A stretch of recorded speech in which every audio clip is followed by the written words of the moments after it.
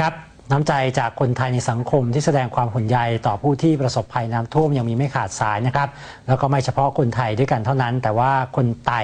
หรือว่าชาวไทยใหญ่ที่อาศัยอยู่ในประเทศไทยก็ได้จัดกิจกรรมเพื่อช่วยเหลือผู้ประสบภัยน้ำท่วมด้วยเช่นกันติดตามจากนักข่าวพลเมืองกลุ่มฉานยูธพาวเวอร์จังหวัดเชียงใหม่ครับ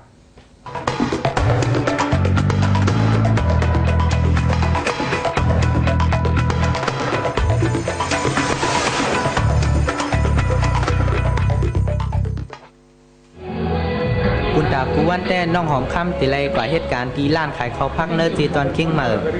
คุณตาติไลหาบกาแห้ง 3,000 บาทต่อเลือนก้วยกาวันเมื่อในน้องหอมค่ำแหล่ก้วยก่อนเนอร์จุ้มแห่งการพร้อมโฮมและย่างการ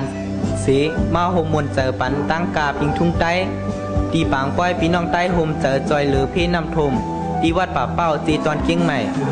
พวงความสื่อเสียงหลังเหมือนจึงหนังซ้ายจึงหานกอและลูกดีเจเว้งเมสายจีตอนเก่งไฮสีมาห่มปังป้อยกูสู่ปอกกำไนเสียมก้าก็ยังมีแทงควงความเหมือนหนังใต้หันแรงนางแสงอ่องแลจุงจึงแล้วกูก็ไหลหางแฮนความอันเกี่ยวเลยลองหักลองพร้อมโฮมมามวนเจอปันผู้อันเขามาห่มป้อยเขาตั้งน้ำบางป้อยพี่น้องใต้ห่มเจอจอยเพนำโทมปอกกำไนได้จัดเฮ็ดขึ้นปุนตาเฮาพี่น้องใต้เนื้อเกียงเหมอแลป้องตีอันจำอันไรเขามาปึงอิงเศร้าอยู่ในเมืองไทยนั่นได้มีตื้อตั้งตาดีจอยเหลือพี่น้องคนไทยอันตึกโตกินอยู่ในพื้นที่น้ำโทมตั้งน้ำเมืองนังจริงห้องวันออกปอดกลางและปอดจานของจึงไทยว่าเสียใจกับเขาฮะเนาะก็เขาอยู่ตั้งทางเหนือเนี่ยเขาก็เหมือนเจ้าคนไทยเข้ามาอยู่เมืองไทยเนี่ยเนาะเข้ามาอยู่ภาคเหนือเนี่ยก็มันก็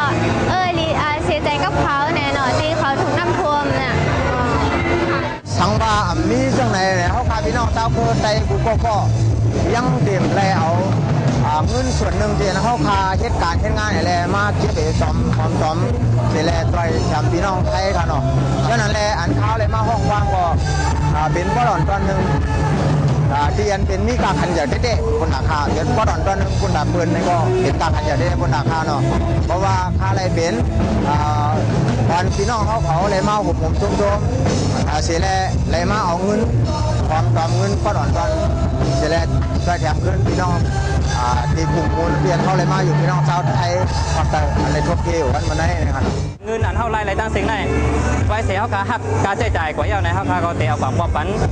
ห้องการอันยินใจเหลือคนทบเพศจะไหนกว่าเขาว่าจังไหนก็อีกเดือนนะเขาใครเห็นมาก็กระเบือเขาแค่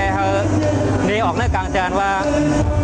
มันเหมือนความใจกุบว่าอยู่บ้านกำบังอยู่เมืองกำเมืองในจังไหนเสียแล้วเขาก็แล้วกันผมแห้งเห็นไปวนไหนขึ้นมาปุนต่างเงินอันไรมาเนอปังป้อยปอกกำไนเยื่ออันตาดียืนถึงปันผู้มีปุนพรไผ่ไทยอันตึกสิบคัดเจอจอยหรือผู้โทเพนำทมอยู่ข้องมือเหลวปุนตาพี่น้องคนใต้นั่นพี่น้องไทยก็เหมือนหนังพี่น้องกันพ้องก็เหลือก้อนหนึ่งไรโต๊ะกินไหนจึงแทงก้อนหนึ่งเด็กคัดเจอจอยหรือจอมหนังเอ็นแห้งเจ้าเก่ามีนักข่าวพลเมืองกลุ่มชานยุทธพาวเวอร์รายงานไทยสันทรายนะครับเนาะทางการกำนึ่งเนาะ